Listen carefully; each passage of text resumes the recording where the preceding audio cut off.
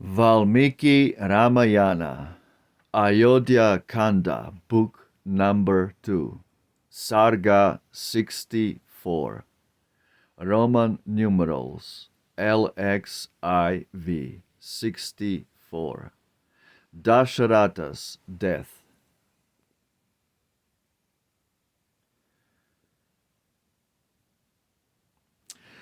The son of Raghu to his queen thus far described the unequaled scene. And as the hermit's death he rued, the mournful story thus renewed. The deed my heedless hand had wrought perplexed me with remorseful thought, and all alone I pondered still how kindly deed might solve the ill. The pitcher from the ground I took, and filled it from that fairest brook.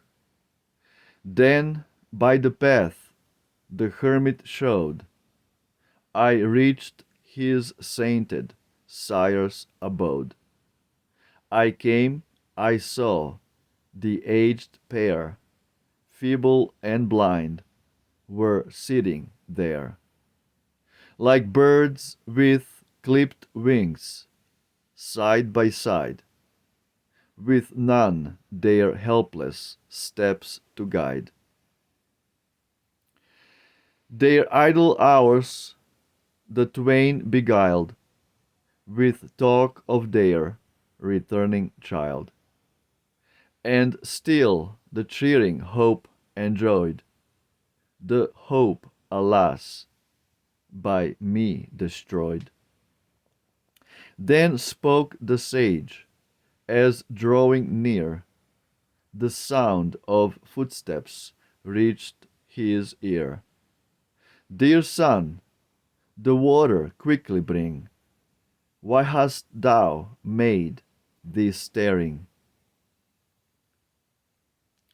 Thy mother thirsts, and thou hast played, and bathing in the brook delayed. She weeps because thou comest not. Haste, O my son, within the cot. If she or I have ever done a thing to pain thee, dearest son, dismiss the memory from thy mind. A hermit thou, be good and kind. On thee our lives, our all depend. Thou art thy friendless parents' friend. Thy eyeless couple's eye art thou. Then why so cold and silent now? With sobbing voice and bosom wrung, I scarce could move my faltering tongue, and with my spirit filled with dread, I looked upon the sage and said, while mind and sense and nerve I strung to fortify my trembling tongue, and let the aged hermit know his son's sad fate, my fear and woe. High-minded saint, not I thy child, a warrior Dasharatha styled. I bear a grievous sorrow's weight, born of a deed which good men hate. My lord, I came to Saraju's shore, and in my hand my bow I bore. For elephant or beast of chase that seeks by night his drinking place. There from the stream I saw a sound I heard, as if a jar the water stirred. An elephant I thought was nigh. I aimed and let an arrow fly. Swift to the place I made my way, and there a wounded hermit lay. Gasping for breath, the deadly dart stood quivering in his youthful heart. I hastened near, with pain oppressed. He faltered out his last behest, and quickly, as he bade me do, from his pierced side the shaft I drew. I drew the arrow from the rent, and up to heaven the hermit went, lamenting as from earth he passed his aged parents to the last. Thus unaware the deed was done, my hand unwitting killed thy son. For what remains, oh, let me win thy pardon for my heedless sin. As the sad tale of sin I told, the hermit's grief was uncontrolled. With flooded eyes and sorrow faint, thus spake the venerable saint. I stood with hand to hand applied, and listened as he spoke and sighed.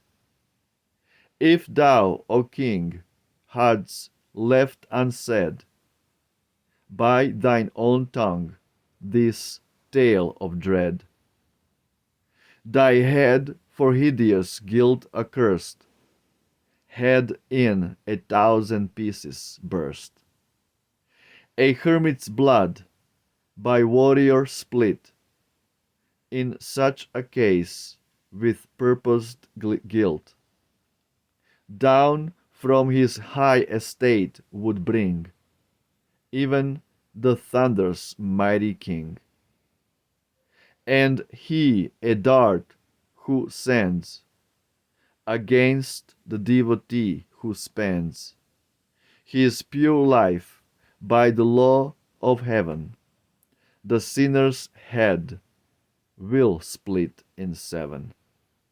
Thou livest, for thy heedless hand has wrought a deed thou hast not planned. Else thou and all of Raghu's line had perished by this act of thine. Now guide us, thus the hermit said, forth to the spot where he lies dead.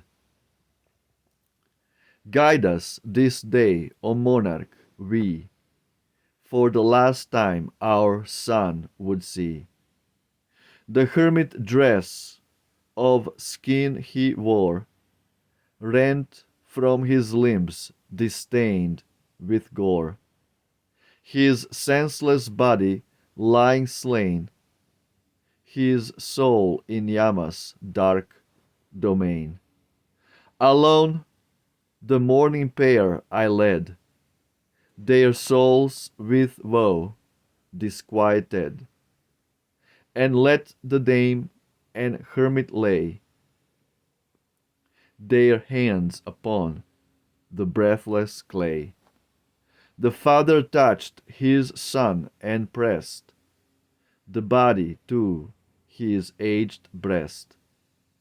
Then falling by the dead boy's side, he lifted up his voice and cried, hast thou no word, my child, to say, no greeting for thy sire today? Why art thou angry, darling, why wilt thou upon the cold earth lie?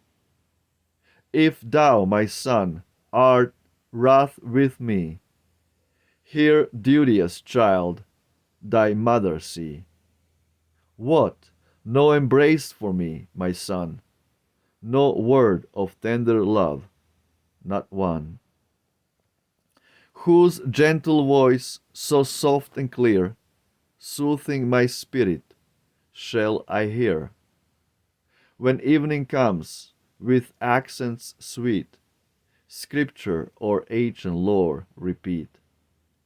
Who, having fed the sacred fire, and duly bade, as texts require, will cheer when evening rites are done, the father mourning for his son. Who will the daily meal provide for the poor wretch who lacks a guide, feeding the helpless with the best berries and roots like some dear guest? How can these hands subsistence find for thy poor mother, old and blind? The wretched votaress how sustain, who mourns her child in ceaseless pain? Stay yet a while, my darling, stay, nor fly to Yama's realm today.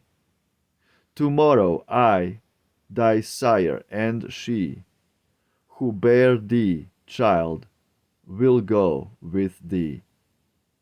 Then, when I look on Yama, I to great Vivasvata's son will cry, Hear, King of justice, and restore our child to feed us, I implore. Lord of the world, of mighty fame, faithful and just, admit my claim, and grant this single boon to free my soul from fear to one like me. Because my son, untouched by stain, by sinful hands thou fallest slain.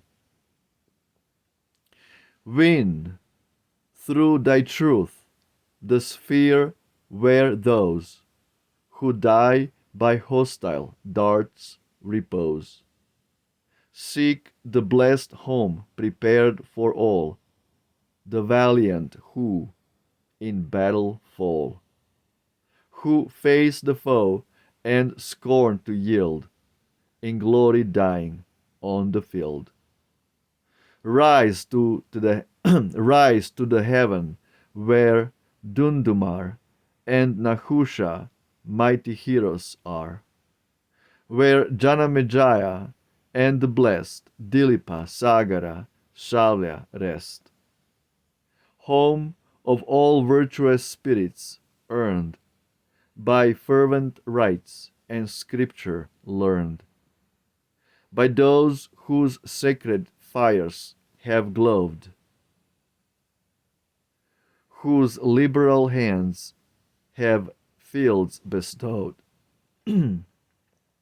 by givers of 1,000 cows, by lovers of one faithful spouse, by those who serve their masters well, and cast away this earthly shell. None of my race can ever know the bitter pain of lasting woe, but doomed to that dire fate is he whose guilty hand has slaughtered thee. Thus, with wild tears, the aged saint made many a time his piteous plaint. Then with his wife began to shed the funeral water for the dead. But in a shape celestial clad, won by the merits of the lad, the spirit from the body brake, and to the mourning parents spake, A glorious home in realms above rewards my care and filial love. You honored parents soon shall be partakers of that home with me. He spake, and swiftly mounting high, with Indra near him to the sky, on a bright car with flame that glowed, sublime the duteous hermit rode. The father, with his consort's aid, the funeral, the funeral rites with water paid, and thus his speech to me renewed, who stood in suppliant attitude. Slay me this day, oh, slay me, King, for death no longer has a sting.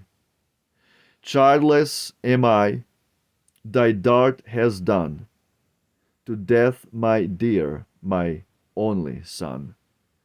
Because the boy I loved so well, slain by thy heedless arrow fell. My curse upon thy soul shall press with bitter woe and heaviness. I mourn a slaughtered child, and thou shalt feel the pangs that kill me now. Bereft and suffering, and as I, so shalt thou mourn thy son and die. Thy hand unwitting dealt with blow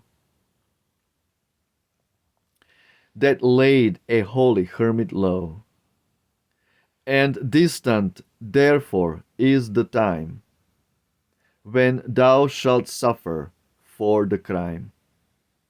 The hour shall come when crushed by woes like these I feel thy life shall close, a debt to pay in after days, like his the priestly fee who pays.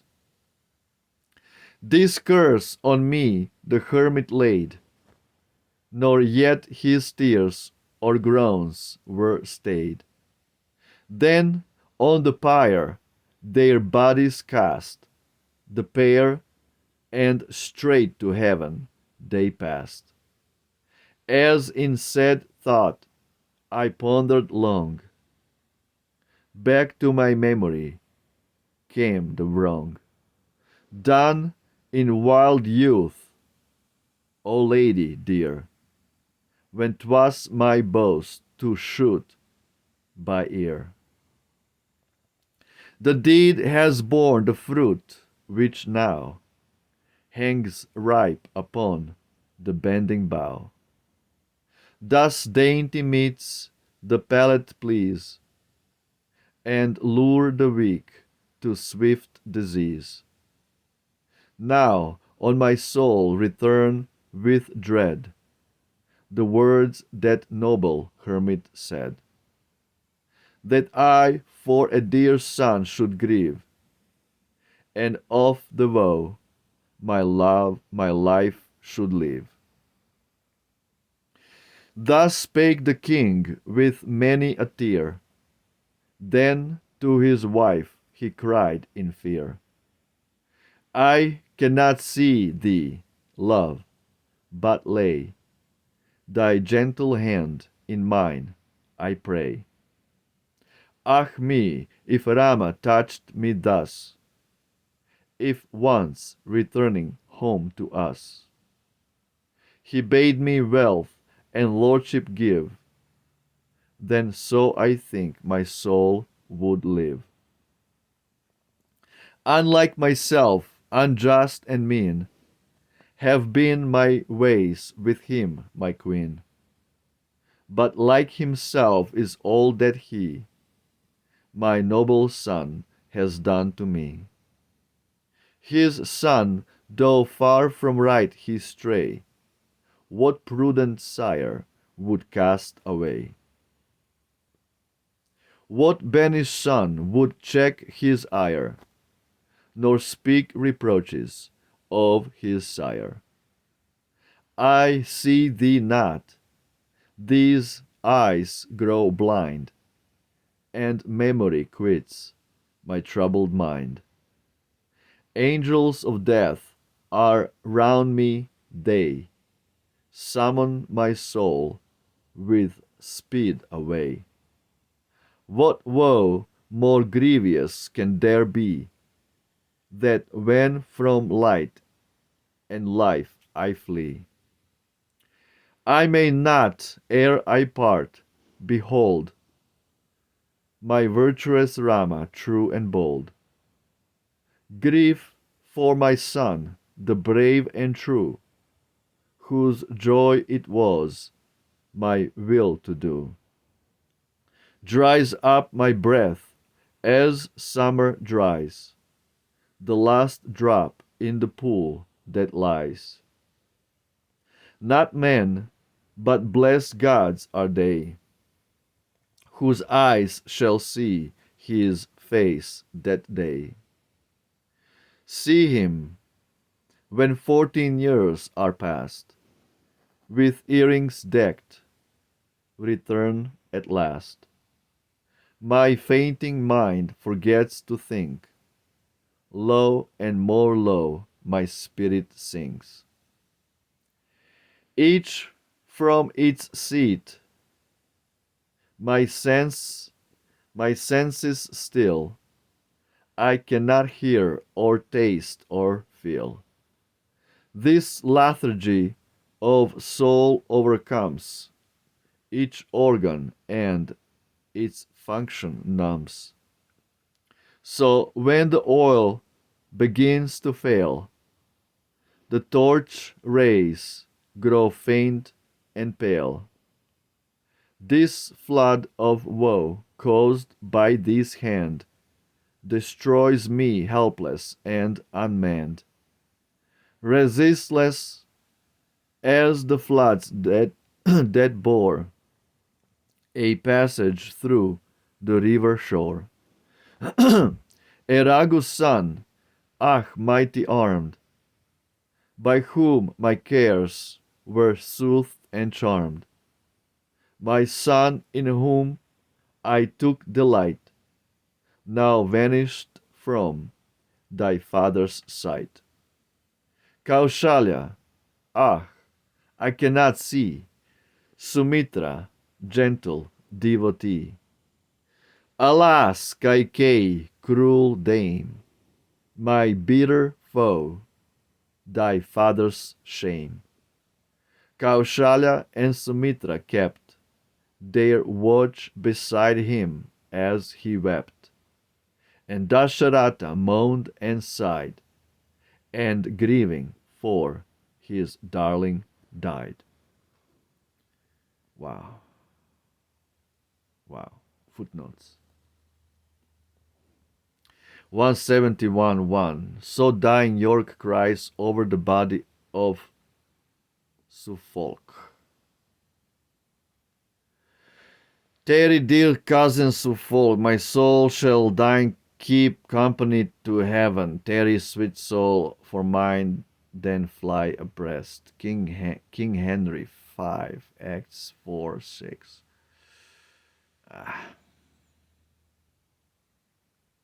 Anyway, beautiful, beautiful description.